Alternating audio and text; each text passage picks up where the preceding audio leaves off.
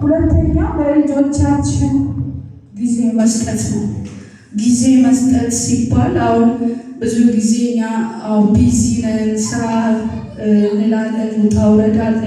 ይህ ዓለም የትግል ዓለም ነው። ግን ትንሽ ደቂቃ ቢሆን ወስደን ከልጆቻችን ጋር ጊዜ ሊኖረን ይገባል። ምክንያቱም ልጆቻችን በልባቸው ብዙ ጥያቄ ይኖራቸዋል።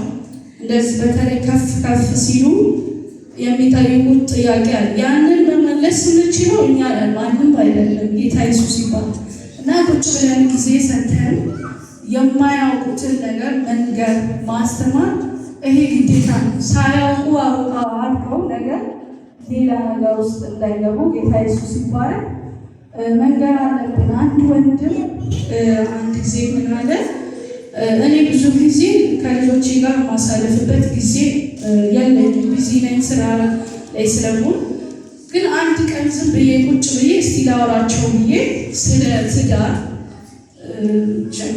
ትልልቅ ሆኗል፣ ወደ 13 ዓመት እንደዚህ ሆኗል እና ዝም ብዬ እግዚአብሔር የፈጠረው ትዳር ወንድና ሴት አድርጎ ፈጠራቸው ነው የሚለው። ሁለቱ አንድ ትዳር አንድ ጋብቻ ነው ያለው ብዬ መንገድ ጀመርኩ አሉ።